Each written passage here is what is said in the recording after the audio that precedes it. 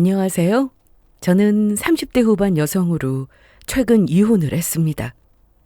남편이 저에게 말도 없이 친정에서 주신 1억이라는 큰 돈을 신우에게 빌려주게 되면서 남편의 비밀을 알게 됐거든요.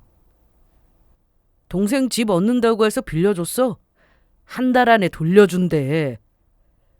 그런데 남편의 말은 다 거짓이었고 신우이가 얻었다는 집에 찾아갔다가 제 눈앞에 펼쳐진 미친 광경에 역대급 복수를 시작했습니다.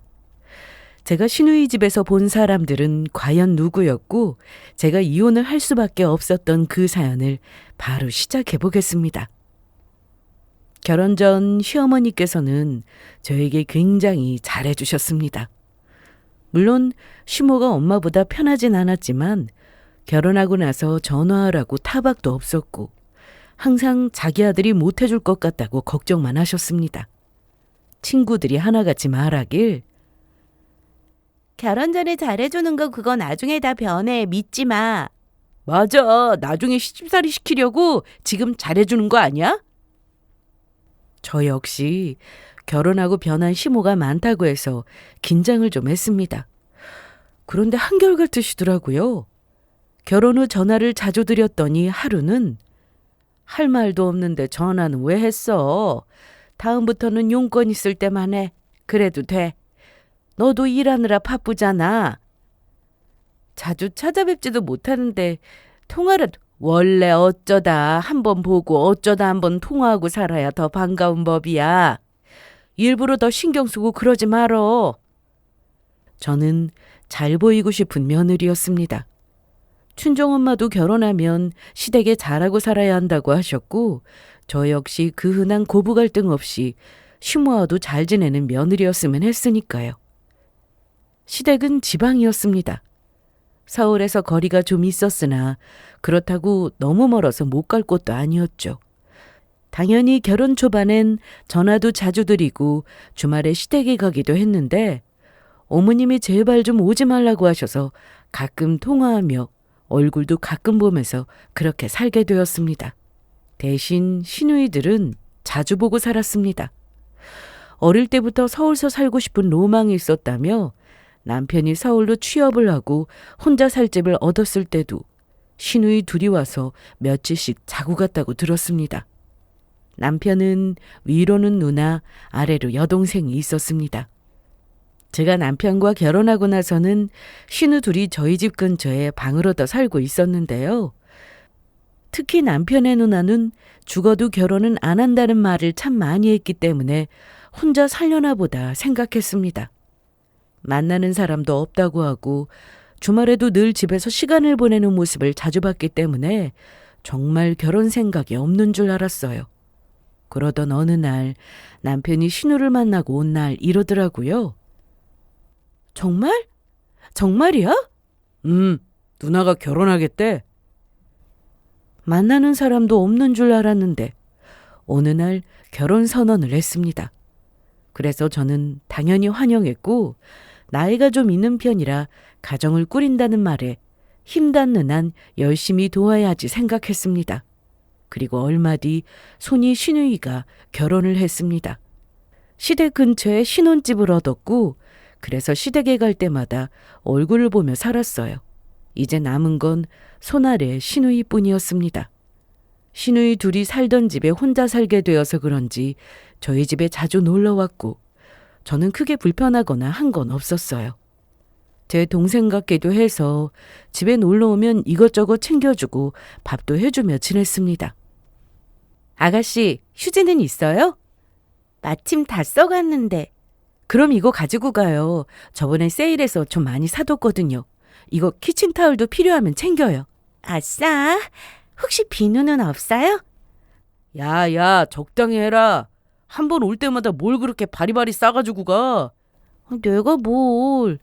그만 줘. 코딱지만한 집에 이거 다 가지고 가봐야 집만 돼. 아니야. 다 필요한 거라고. 맞아. 이런 생필품은 금방 쓰지 뭐. 짐이 좀 많은데 자기가 차로 태워다 주고 와. 아이, 귀찮은데. 얼른 다녀와. 역시 나 생각해주는 건 언니밖에 없다니까. 시댁에서도 제가 신우를 챙기며 사는 걸 아시고는 늘 고마워하셨습니다. 그런데 아무리 가깝게 살아도 제가 늘 신경 쓸 수 있는 건 아니었습니다. 저도 회사 일로 바쁘게 지냈고 주말에 약속이라도 있어서 집에 없는 날은 신우도 굳이 오지 않았습니다. 뭐 이 정도면 만족스러운 결혼 생활이었어요. 신우이와 가깝게 지내면 불편한 거 없냐고 하는 분들도 계시겠지만 딱히 없었습니다. 저보다 나이도 어렸고 저를 힘들게 하는 일도 없었으니까요. 남편과 저 사이에 애는 없었지만 애도 때 되면 알아서 생기겠지 생각했습니다. 그렇게 큰 욕심내지 않고 살던 어느 날 아빠 생신이라 친정에 갔는데 생각지도 못한 선물을 받게 되었습니다. 아빠 말씀대로 해. 집은 저희가 알아서 할게요. 정말 괜찮아요. 너희 결혼할 때 아무것도 못 해줬잖아. 그거야 당연하죠. 여태까지 키워주셨으면 됐지. 무슨 결혼하는데 손을 벌려요? 그래도 부모 마음은 그게 아니야. 그리고 엄마랑 아빠가 집 사준다는 것도 아니고 보태준다고 하는 거니까 받아. 예전에 가족 모임에서 그냥 한 말을 기억하시고 1억을 주신다고 하셨습니다. 내년엔 애도 갖고 집도 좀 넓혔으면 좋겠다는 말을 한 적이 있었는데 마침 친정아빠가 여윳돈이 생겼다면서 큰 집으로 이사하라고 하신 거였어요. 남편과 결혼할 때 20평대 아파트를 얻었습니다.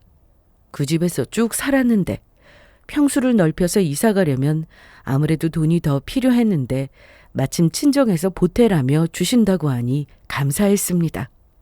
처음에는 당연히 몇 번이나 거절했지만 부모 마음 좀 편하게 해주라는 말씀에 받기로 했습니다. 남편도 이날 감사하다고 했고 집에 와서도 남편과 저는 앞으로 더 잘하자고 얘기도 했습니다.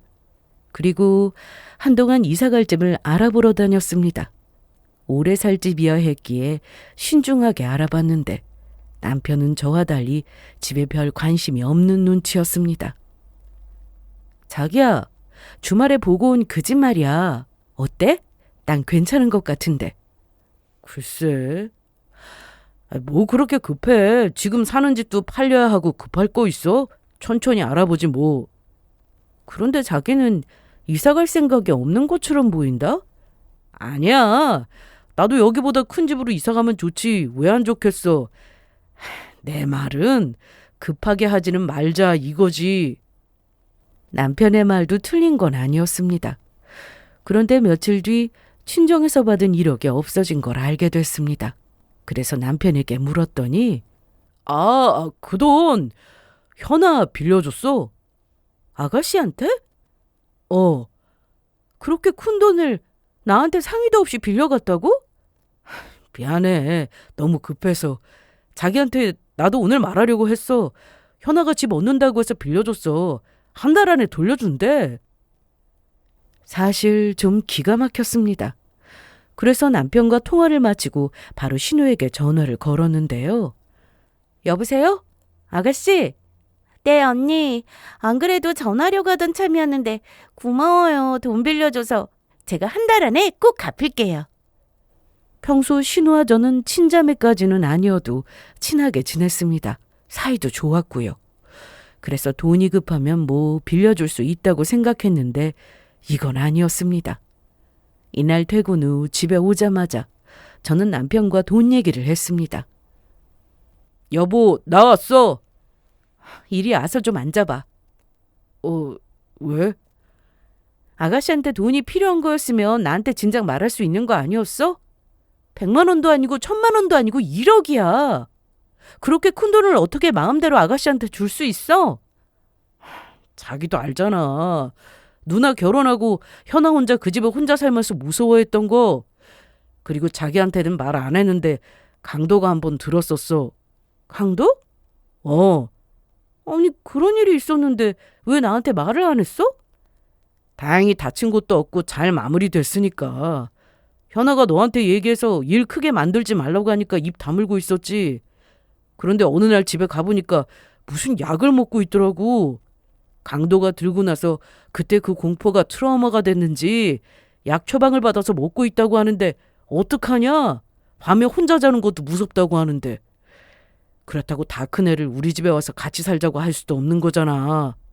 그래서 새로 집 얻는 게 나을 것 같아서 전부터 집 얘기하다가 이번에 괜찮은 집이 있어서 급하게 얻게 되면서 돈 빌려준 거야. 이런 얘기를 들으니 또 제가 너무 다그쳤나 싶은 마음도 들었습니다. 하지만 그렇게 큰 돈을 마음대로 썼으니 남편에게 화를 좀 냈는데 미안해 자기야. 그럼 차용증이라도 쓸까? 뭐 이런 거 안 써도 정확히 한 달 뒤에 돈 받을 거라 필요 없지만 자기가 불안하면 써도 되는데. 저는 남편의 행동을 가지고 뭐라 한 거였는데 차용증 얘기를 먼저 꺼낸 건 남편이었습니다. 그리고 이런 일은 시간을 더 끌면 안 된다면서 바로 신우이에게 전화를 하더니 오라고 했고 그렇게 차용증을 쓰게 됐습니다. 생각해보니까 내가 실수를 좀 했어. 아무리 급해도 이걸 먼저 쓰고 아니 자기한테 먼저 상의하고 자기도 허락하면 그때 차용증 쓰고 돈을 빌려줬어야 했는데 내가 진짜 생각이 짧았다. 미안해 자기야. 신우이한테도 집을 새로 얻어야 할 사정이 있었고 남편도 정확하게 차용증을 쓰고 미안하다 사과를 하니 일단 넘어갔습니다. 그리고 얼마 뒤 저는 신우가 집도 얻었고 혹시나 필요한 물건은 없는지 물어봤는데요. 없어요. 나중에 생기면 말할게요. 반찬은요? 매번 사 먹는 거 아니에요? 뭐 그때그때 만들어 먹으면 돼요. 전에는 저희 집에도 자주 오고 또 살던 집으로 놀러 오라는 말도 자주 했는데 집을 얻고 나서는 그런 말이 통 없더라고요. 돈 문제로 한동안 시끄러워서 그 일 때문에 미안해서 그러나 싶었던 저는 신우가 집도 얻었으니 선물도 사줄 겸 해서 집으로 찾아가게 되었습니다. 언제든 저를 반기던 신우이라서 이번에도 제가 가면 좋아하겠지 생각했어요. 퇴근길에 들러야지 생각했던 저는 남편에게 전화를 걸었습니다. 그런데 전화를 받지 않더라고요. 제가 좀 늦게 퇴근해서 남편은 이미 퇴근하고도 남을 시간이었는데 혹시나 운전 중인가 싶었고 두세 통하다가 말았는데 이사했다는 오피스텔에 도착 후 다시 또 전화를 했는데 남편과는 통화가 되지 않았습니다. 그래서 결국 혼자 엘리베이터를 타고 올라갔는데 잠시 뒤 정말 어이없고 황당한 일이 벌어지고 말았습니다. 당연히 신우가 집에 있겠지 싶었고 만약 없으면 문 앞에 휴지랑 이것저것 사들고 온 물건들을 놓고 갈 생각이었습니다. 그런데 벨을 눌렀더니 문을 열어준 사람은 바로 남편이었습니다.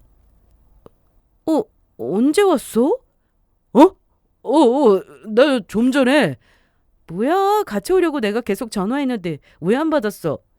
일단 이것 좀 받아봐. 남편은 제가 들고 온 물건을 받고는 당황하는 얼굴이었는데 열린 문틈으로 집안을 들여다보니 어떤 여자가 보였습니다. 누구야?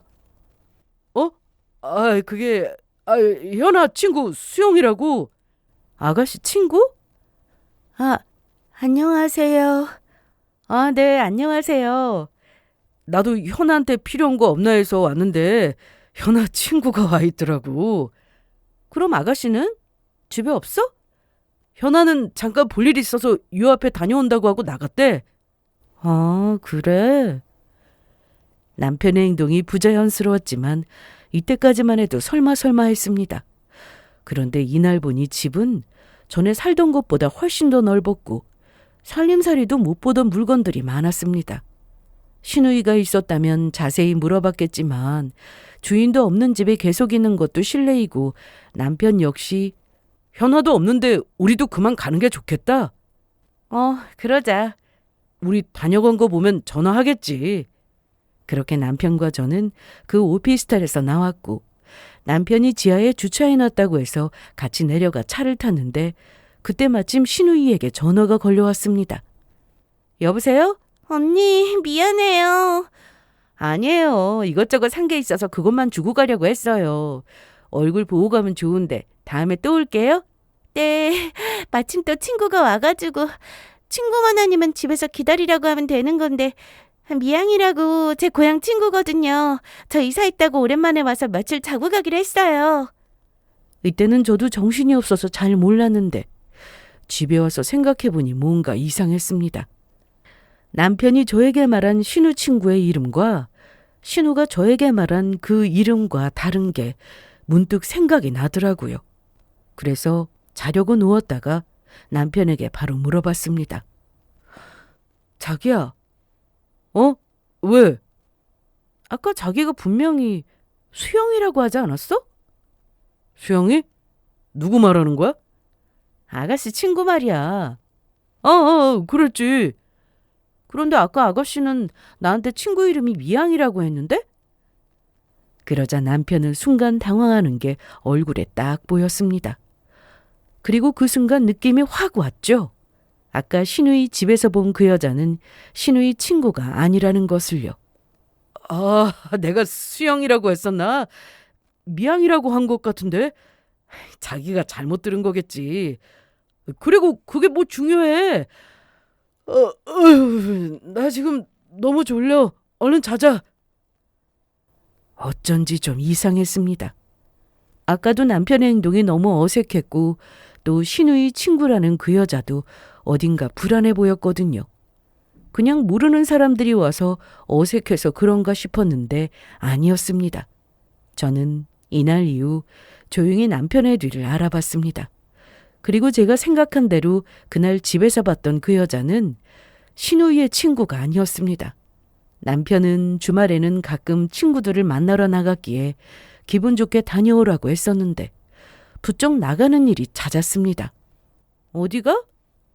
친구들 만나러. 누구? 자기도 다 아는 친구들이지 뭐. 석현이랑 도진이랑. 많이 늦어?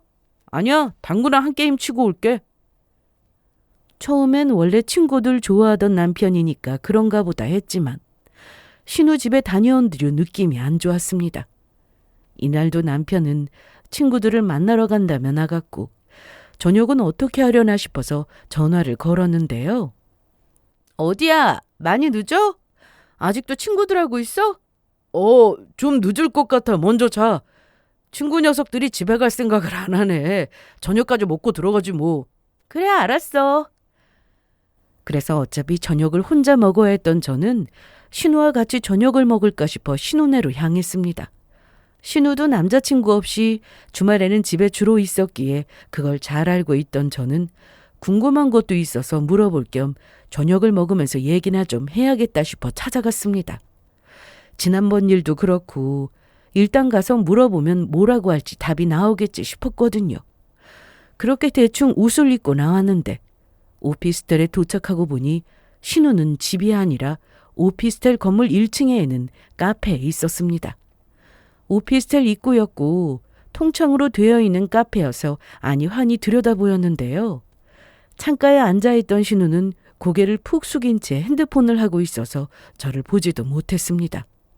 혼자 있길래 바로 가서 인사를 해야겠다 싶었던 저는 카페로 들어가려고 했는데 그때 오피스텔 안쪽에서 남편이 보였습니다.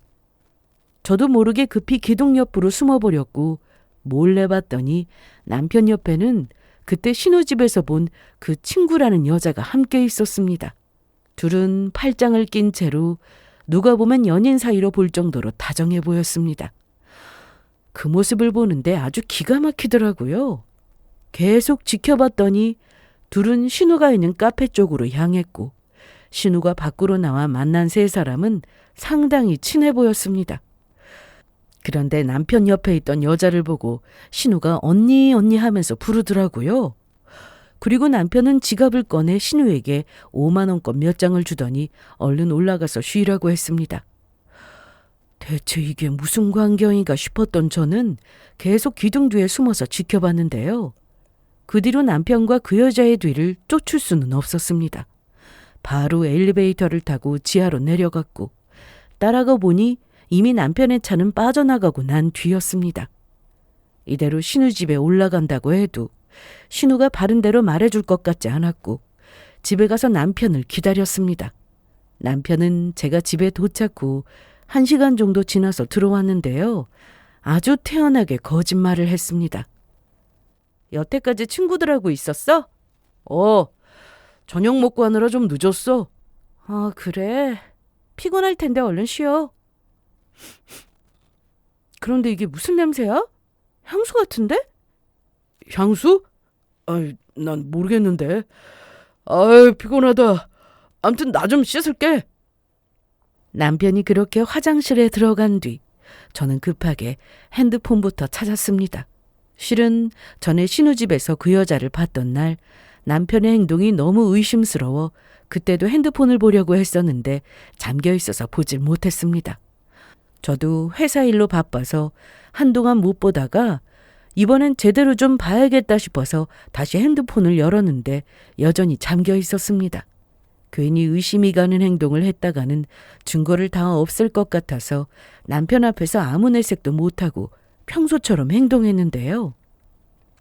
이대로 시간이 흘러가기엔 안 될 것 같아서 남편의 핸드폰 패턴을 알아내기 위해 남편이 잘 때 이것저것 시도해봤습니다. 하지만 안 되더라고요. 다 실패했습니다. 그래서 다른 증거라도 찾아보자 싶었던 저는 새벽에 몰래 나가 남편 차 블랙박스를 열어봤습니다. 그런데 블랙박스에도 아무런 증거를 찾아볼 수 없었어요. 그러다 남편이 저한테 딱 걸린 날이 있었는데 주말이 지나고 이틀 뒤 남편이 이날은 일찍 퇴근을 하고 집에 왔고 나란히 소파에 앉았습니다. 남편은 집에 와서도 핸드폰을 손에 쥐고 놓지 않았는데 이날도 마찬가지였습니다.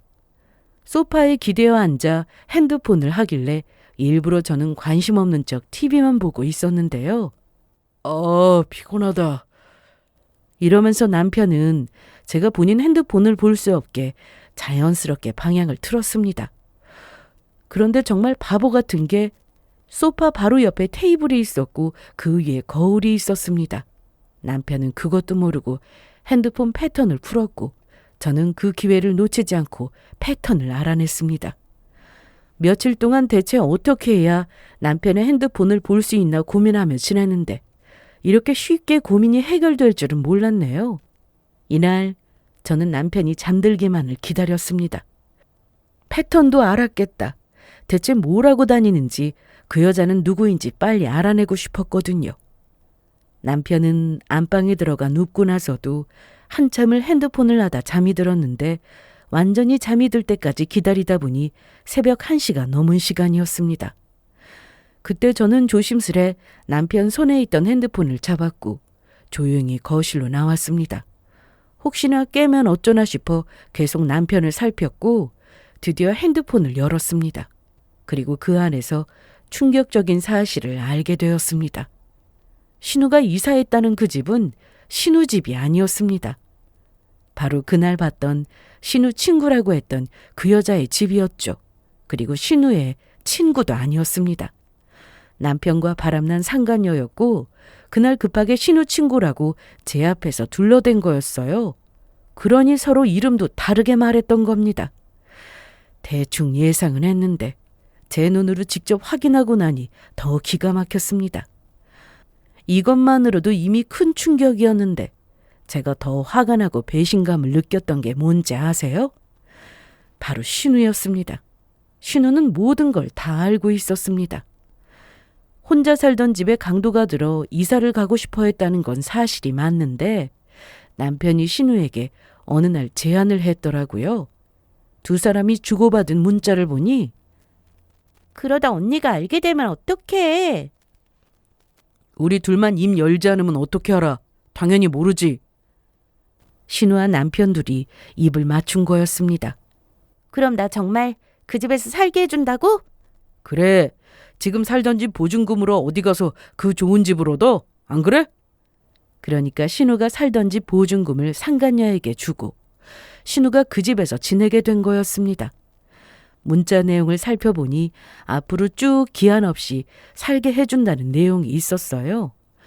그럼 친정에서 준 1억은 대체 어디로 갔는지 그것도 궁금해졌는데요. 보증금에 1억을 더해서 그 상간녀에게 준 게 아니라 1억은 따로 상간녀에게 빌려준 돈이었습니다. 상간녀가 급히 돈을 써야 한다고 했고 한 달만 쓰고 줄 수 있다고 하니 남편도 빌려준 거였죠.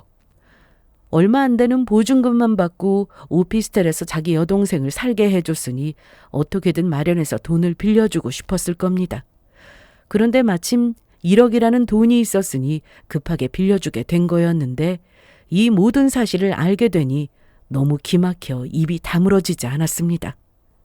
막장 드라마에서나 보던 내용인데 이런 일이 실제로 저에게 일어났다는 게 믿기지도 않았고 손이 덜덜 떨리는 게 앞으로 어떻게 해야 하나 싶었습니다. 저는 바로 다음 날 변호사부터 찾았습니다.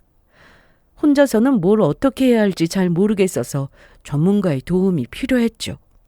역시나 변호사 사무실에서도 증거가 중요하다고 했습니다. 감정적으로 대응하는 것도 절대 금물이라고 했는데요. 제가 그 여자 집에 찾아가는 건요? 그건 안 됩니다. 이성적으로 대응하셔야 합니다. 그 여자를 함부로 만나서도 안 되고 집에 찾아가서도 안 된다고 했습니다. 자칫 잘못하면 오히려 저를 고소하는 경우가 생길 수도 있다고 하더라고요. 그래서 표정 관리가 좀 힘들긴 했지만 증거를 좀 더 찾기로 했습니다. 그날 이후 남편이 퇴근하고 들어오면 무조건 증거를 찾아야겠다는 생각뿐이었습니다. 남편이 자면 차에 가서 블랙박스를 확인했어요. 그런데 핸드폰은 매일 볼 수는 없었습니다. 손에 너무 꼭 쥐고 자거나 아니면 어디에 뒀는지 못 찾을 때도 있었거든요. 그래도 기회가 되면 짧게라도 확인했습니다. 그러다 보니 시간은 좀 걸렸지만 그래도 증거가 점점 늘어났어요. 톡이며 문자며 통화 기록까지 여기에 남편이 상간녀와 찍은 사진도 있어서 차고 넘칠 만큼 제 손에 증거가 모였습니다. 그런데 아무것도 모르던 남편과 신우는 여전히 저를 속였습니다. 남편이 회사에서 일을 마치고 퇴근 후 약속이 있다고 하는 날은 대부분 그 오피스텔에 가는 거였는데 그럴 때마다 신우는 이런저런 핑계를 대면서 집에 오지 못하게 했습니다. 자기야, 나 부서 사람들하고 저녁 약속이 있어서 늦을 거야. 아, 그래? 알았어. 남편이 거짓말을 할 때마다 느낌이 왔습니다. 그 여자와 만나기로 했구나 하고 말이죠. 그래서 신우에게 전화를 걸어 놀러 간다고 해봤는데 요리조리 잘도 피해가더라고요. 아가씨, 어디예요? 집이요. 잘 됐네요. 그럼 저녁 같이 할래요? 남편이 오늘 늦는다고 연락 왔거든요. 아가씨 생각나서 초밥 샀는데 지금 바로 갈게요. 아, 어쩌죠? 저 약속 있는 걸 깜빡해서 지금 바로 나가봐야 하는데. 그래요? 그럼 이걸 어쩐담? 그럼 제가 아가씨 집에 넣어두고 갈게요. 비번 알려줄래요? 아, 그게... 나 비번 알려주기 싫으면 그냥 현관 문고리에 걸어두고 갈게요. 안 돼요. 왜요? 아, 요즘 도둑이 많아서요. 혹시 그거 누가 두고 가면 어떡해요? 아깝잖아요. 그냥 다 드세요. 다음에 같이 먹어요. 저 오늘 많이 늦을 건데 괜히 힘들게 오지 말고요. 신우가 이러는 건 당연했습니다. 제가 문을 열고 들어가는 건 당연히 안 됐고 문고리에 걸어두고만 간다고 하는 것도 혹시나 제가 갔을 때 남편과 그 상간녀를 마주칠 수 있으니 절대 오면 안 된다고 하는 거였습니다. 그날 이후 몇 번이나 신우 집에 몰래 찾아가 남편이 그 집에 드나드는 걸 확인했습니다. 구석에 숨어 있다가 남편이 그 집에 들어가는 모습이나 그 상간녀가 문을 열어주고 둘이 포옹하는 모습도 제 폰에 증거로 남아 있었죠. 처음에 남편의 외도 사실을 알았을 땐 너무 화가 나서 참기 힘들 지경이었어요. 중고고 모고 간에 당장 남편한테 모든 사실을 말하고 바람 피우냐고 따지고 싶었지만 그 다음을 생각해보니 답이 없더라고요. 증거도 없는데 만약 남편이 이혼하자고 하면 결국 그 둘만 좋은 일 시켜주는 건데 저만 억울하잖아요? 아니면 남편이 용서해달라고 하면 과연 외도 사실을 다 알고 나서도 그걸 용서하고 남편과 계속 같이 살 수 있을지도 자신이 없었습니다. 그래서 한동안 너무 힘들어서 하나둘씩 증거가 많아질수록 저 스스로 마음 정리가 됐습니다. 늦으면 또 그 여자를 만나는구나 생각했고 증거가 하나 더 생기겠네 싶었죠. 그동안 동생처럼 잘해줬는데 아무렇지 않게 거짓말하는 신우이도 미웠고 뻔뻔하게 바람 피우고 다니는 남편 놈도 용서할 수 없었던 저는 며칠 뒤 시댁에 전화를 걸었습니다. 그래. 어쩐 일이야? 어머님 건강은 어떠신지 궁금하기도 하고 안부 전화 안 드린 지 좀 된 것 같아서요. 나야 잘 지내지. 그런데 어머님, 돈은 어떻게 된 거예요? 아직 못 받으신 거예요? 갑자기 그게 무슨 소리야, 돈이라니? 그래서 저는 신우이 얘기를 했습니다. 1억이라는 큰 돈을 집어넣는다고 해서 빌려줬고 시댁에서 한 달 뒤 여윳돈이 생기니 그 돈으로 갚아주는 걸로 알고 있었다고 말이죠. 아니 뭐야? 우리 현아가 이사를 했다고? 아, 난 그것도 모르고 있었는데. 그리고 1억은 또 무슨 소리야?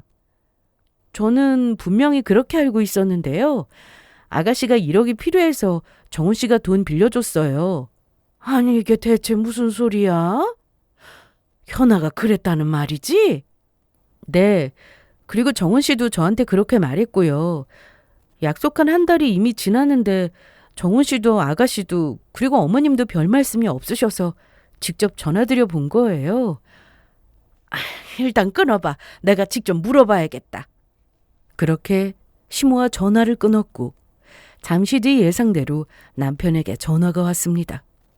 시모는 신우에게 전화를 건다고 했는데 신우는 중간에서 어떻게 해야 하나 하다가 남편에게 이 사실을 말한 것 같았어요.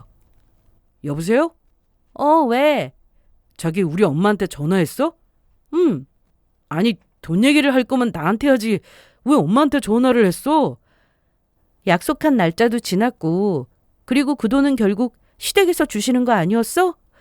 그러니까 괜히 자기나 아가씨한테 물어보느니 다이렉트로 물어보는 게 낫겠다 싶어서 전화드린 건데 왜? 무슨 문제라도 있어?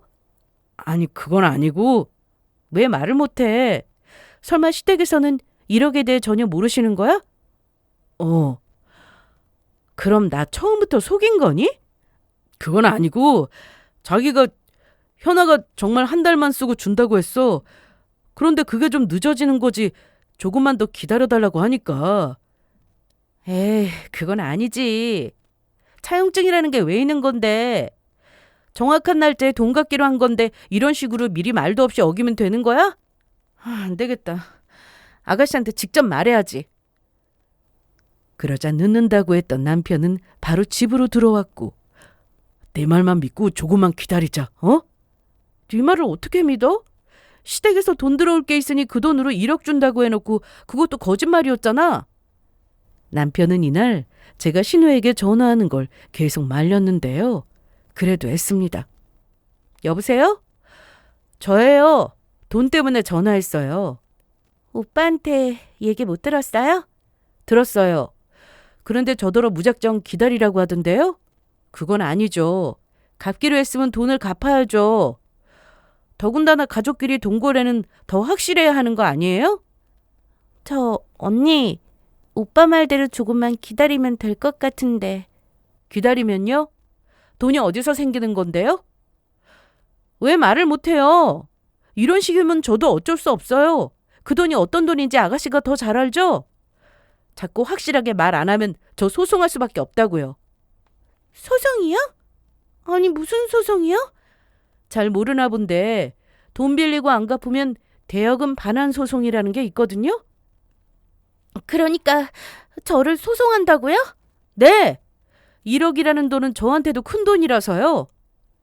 소송이라는 말에 신우는 남편을 바꿔달라고 했고 남편은 방으로 들어가더니 10분이 넘도록 통화를 했습니다. 그런데 참 바보 같지 않나요? 제 핸드폰이라 둘이 무슨 말을 하는지 다 녹음되고 있었는데 그걸 본인도 깜빡했나 봅니다. 통화를 마치고 나온 남편은 내가 책임지고 그 돈 돌려받게 해줄 테니까 나 믿고 좀 기다려주라. 2주면 될 것 같아. 그리고 남도 아니고 내 동생인데 어떻게 소송이라는 말을 하냐? 아니, 그렇게까지 못 기다릴 것 같아. 내일 당장 소송할래. 야! 왜? 너 왜 그래? 내가 뭘? 저는 그 자리에서 신우에게 문자를 보냈습니다. 다음날 바로 소송할 거니 그렇게 하려고 말이죠. 그러자 신우는 늦은 시간에 집으로 급히 찾아왔는데요. 언니, 아니 소송이라니요. 약속 어긴 건 아가씨잖아요. 오빠, 이거 어떡할 거야? 언니 정말 나 소송할 것 같은데 이거 어떡할 거냐고! 그런데 이상하네.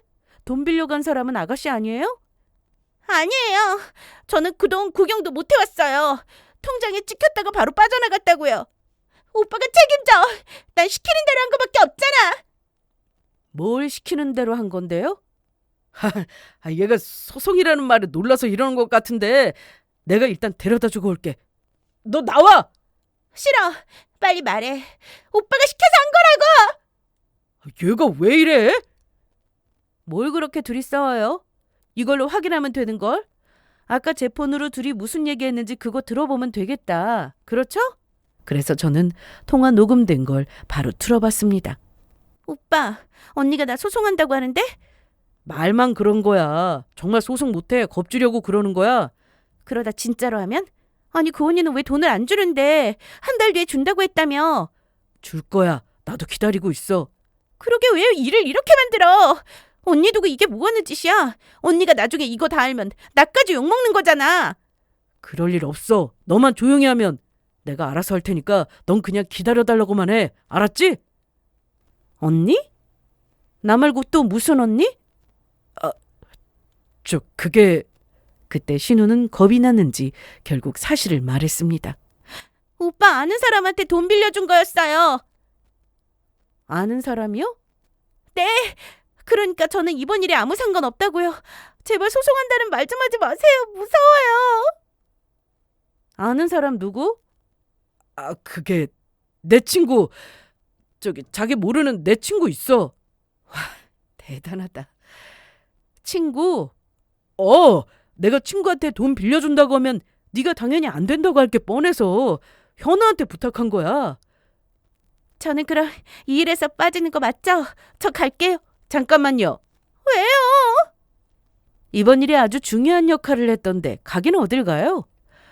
범죄 저지른 사람도 나쁘지만 그걸 옆에서 알면서도 모른 척하고 도와준 사람도 죄가 있다는 거 모르나? 네? 오빠가 다른 여자 만날 수 있게 옆에서 도왔잖아요. 그 집에서 지내는 조건으로 오빠가 그 여자랑 그 집에 놀러 오면 조용히 자리 비켜주고 그 대가로 용돈 받고. 그랬어요? 안 그랬어요? 제가 아주 여유 있게 미소를 짓자 남편과 신우는 어쩔 줄 몰라 했는데요. 박수진! 그 여자 말이야. 이름이 여러 개더라? 수양이에, 미향이에, 뭐 또 다른 이름도 있어? 자기야. 네 자기는 내가 아니라 걔잖아. 난 이제 법대로 할 거야. 편하게. 뭘 어떻게 법대로 한다는 건데? 지금 다 말해주면 재미없지. 두고 보면 알 거야. 이날 신우는 집에서 한참을 울면서 남편에게 어쩔 거냐고 따지다가 돌아갔는데 며칠 뒤 상간역에 소장이 도착하자 한바탕 난리가 났습니다. 시댁에서도 이 사실을 아셨거든요. 돈 얘기에 답답하셨는지 집으로 찾아오셨고 제가 아주 친절하게 모든 상황에 대해 말씀드렸습니다. 자기 아들이 바람 피운 것도 모자라 돈까지 빌려주고 그 일에 딸까지 연관이 있다는 걸 아시고는 남편과 신우를 불러다가 크게 호통을 치셨는데요. 너네 이게 무슨 짓이야? 정은이 너 내가 이렇게 키웠어? 어디 할 짓이 없어서 바람을 피워? 미쳤어? 그리고 현아 너는 내가 집으로 내려오라고 몇 번을 말해도 안 듣더니 말도 없이 이사를 해? 그 집이 어떤 집인지 알면서? 그러면서 시모는 저에게 대신 사과를 하셨는데요. 사실 받고 싶지 않은 사과였습니다. 자기 아들하고 딸을 용서해달라고 했거든요. 그리고 시모도 결국 팔은 안으로 굽었고 바람 피운 자기 아들 편을 들었습니다. 한 번만 용서해주면 다 원래대로 돌아올 거야. 남자는 원래 단순해. 정말이야. 내 말 믿고. 싫어요. 거짓말한 것만으로도 믿음이 사라졌는데 다른 여자랑 거의 매일 저녁마다 같이 있던 남편을 뭘 믿고 살라는 말씀이세요? 그래도 여자가 이럴 때 한번 줘주고 하는 거야. 대꾸하고 싶지도 않아서 대답하지도 않았습니다. 그날 이후 저는 예정대로 모든 일을 다 진행했습니다. 상간녀 소송도 시작되었고 차용증을 가지고 대여금 반환 소송도 시작했죠. 거기다 이혼은 절대 못한다고 버티는 남편놈에게 이혼 소송도 했습니다. 아무 상관도 없는 신우는 차용증으로 소송을 당하게 생겼으니 시댁에서도 난리가 났는데요. 남편은 상간녀에게 1억이라는 돈을 당장 돌려받지 못하는 상황이라 결국 시댁에서 그 돈을 책임져야 했습니다. 시모는 돈 문제를 해결해주면 제가 마음을 돌릴 거라 생각하셨는지 내가 해줄게 1억. 그 돈 내가 해준다고. 기다려. 그렇게 시모는 바로 시댁으로 내려가서 일주일 뒤 1억을 저에게 보내주셨습니다. 이자까지 좀 더 보냈어. 확인해봐. 네, 확인했습니다. 그럼 이제 다 끝난 거지? 끝나긴요. 이제 시작인데요. 돈 받았잖아. 이건 당연히 제가 받아야 할 돈이고요. 잘못했으면 처벌받는 게 맞는 거 아니에요? 저는 증거를 가지고 상간녀 소송을 그대로 진행했고 신우이를 상대로 위자료 소송을 했습니다. 신우이는 남편의 부정행위에 대해 공동 책임이 있었으니까요. 오빠가 책임져. 난 시키는 대로 한 거잖아. 아, 조용히 좀 해봐. 지영아, 나랑 얘기해. 어? 할 말 없어. 내가 잘못한 거잖아. 아니지. 네 동생도 잘못했지. 내가 시키는 대로 한 거야. 한두 살 먹은 어린애도 아니고 시킨다고 다 해? 그게 무슨 짓인지 알면서 한 건데 그게 더 나쁜 거야. 언니, 저 진짜 억울해요. 살 집 마련해준다고 해서 그런 거예요. 에이, 아니던데요. 신우가 한 행동만으로도 충격을 받은 건 맞았지만 그보다 더 놀랐던 건 남편에게 이런 말을 했기 때문이었습니다. 처음부터 수진이 언니랑 결혼하지 그랬어. 나도 진작에 수진이 만났으면 지영이랑 결혼했겠어? 수진이 언니랑 결혼했으면 이 집 4명으로 해줬겠지? 그걸 말이라고. 아깝다. 둘이 이혼하고 수진 언니랑 재혼하는 건 안 되려나? 바랄 걸 바래. 여기서 만족해. 이 대화 내용을 공개하자 신우는 고개를 들지 못했습니다. 둘이 저모르게 이런 얘기해놓고 뭐가 그렇게 억울하다고 난린데요. 미안하네요. 돈이 없어서. 지금이라도 둘이 원하는 대로 해줄 테니까 이혼해. 이혼하고 가서 그 여자랑 잘해봐. 아가씨는 돈 많은 언니가 새로 생기는 거니까 좋은 거 아닌가요? 이날 남편은 물론 신우까지도 미안하다고 잘못했다고 사과했는데요. 저는 받아줄 생각도 없었고 그러거나 말거나 그냥 뒀습니다. 그리고 어떻게 됐냐고요? 상간녀 소송으로 판결문을 받게 되었습니다. 당연히 위자료도 받게 되었고요. 신우를 상대로 위자료 소송한 것이 역시 인정이 되었습니다. 남편과도 이혼을 하게 되었는데 한동안 소송에만 매달렸더니 뭔가 마음이 지친 상태였지만 이혼 후 마음이 한결 가벼워졌습니다. 이제는 전 남편이 되었는데 그렇게 다른 여자 좋다고 몰래 만나놓고 막상 이혼하고 나니 제가 아쉬웠나 봅니다. 정말 지겹도록 저를 찾아왔거든요. 그런데 그게 다 이유가 있었습니다. 제가 그리워서가 아니라 상간녀와 잘 안 됐기 때문이었어요. 저도 귀가 있는데 지인을 통해 전 남편의 소식을 듣고 있었습니다. 어느 날 갑자기 오피스텔 팔고 잠적했대. 정말? 듣기론 너랑 이혼하고 둘이 다시 잘해보자 뭐 이런 얘기를 했었나 봐. 그런데 말만 그렇게 하고는 말도 없이 조용히 오피스텔 부동산을 내놓고 한밤중에 도망쳤다고 하더라. 1억은 받았대? 받았겠어. 돈이라도 받았으면 저렇게 술독에 빠져 살진 않겠지. 이런 얘기를 들어서 이미 알고 있었는데 전 남편이 어느 날 술 냄새를 풍기며 저를 찾아왔고 보고 싶어 한다는 말에 정강이를 발로 차버렸습니다. 아니, 왜 그래? 보고 싶어서 왔다는 사람을 이렇게 때려도 돼? 내가 진작에 뺨이라도 한 대 때릴 걸 내내 후회하고 있었는데 이렇게 기회가 찾아왔네? 내가 보고 싶어서 왔다고?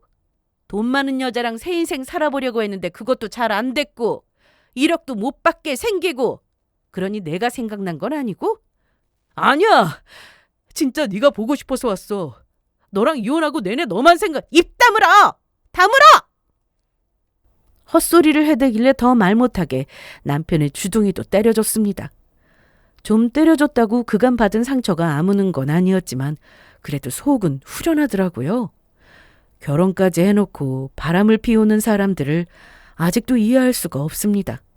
몰래 만나는 게 그렇게 좋을까요? 그리고 아직도 궁금한 건 그 상간녀는 1억이라는 돈을 갚을 생각이 정말 있었는지 상간녀 소송을 당하지 않고 제가 여전히 아무것도 모르고 있더라고 전 남편과 계속 만남을 이어갔을지 그게 궁금했습니다. 제 생각엔 애초에 그 돈을 갚을 생각이 아예 없지 않았나 싶거든요. 뭐 어느 쪽이든 이제 저와는 아무 상관없는 사람이죠. 그리고 끝까지 전 남편에게 잡히지 않고 산다고 해도 남의 돈 떼먹고 또 남의 가족 망가뜨리고 절대로 그 여자의 인생이 행복할 리 없다고 생각합니다. 그날 이후 전 남편은 여러 번 저를 더 찾아왔지만 그때마다 무시해줬더니 차라리 욕이라도 해달라며 어린애처럼 떼를 썼는데요. 그러게 있을 때 잘하라는 말이 왜 있겠어요? 이제 와서 잘못했다 한들 아무 소용없다는 걸 전 남편도 깨닫게 되었을 겁니다. 전 시댁집 담보로 대출받은 그 1억을 갚기 위해 전 남편은 일해서 받은 월급으로 본인 쓸 돈을 제외하고 전부 전 시댁으로 보내고 있다고 들었습니다. 얘기만 들어도 힘들게 산다는 걸 알 수 있었는데요. 그보다 더 고생을 해야 정신을 차리지 않을까요? 저는 이혼 후 잘 지내고 있습니다. 충격을 너무 크게 받아서 한동안 힘든 시기도 있었는데요. 생각해보면 그런 쓰레기와 빨리 헤어지라고 그런 일이 저에게 일어난 게 아닌가 싶은 생각도 들었습니다. 그렇게라도 생각해야 제가 버틸 수 있어서 어떻게든 합리화시키려고 했던 건지도 모르겠지만 속은 편합니다. 요즘은 잠도 잘 자고 잘 웃기도 하고 그렇게 지내고 있어요. 회사에서도 능력을 인정받아 아주 잘 나간답니다. 솔직히 아직 마음의 정리가 남아있긴 하지만 이 또한 시간이 지나면 좋아질 거라 믿고 있습니다. 그럼 제 사연은 여기서 마칠게요. 늘 긍정적으로 살려고 노력할 테니 제 인생 많이 응원해 주세요. 제 사연 들어주셔서 감사합니다.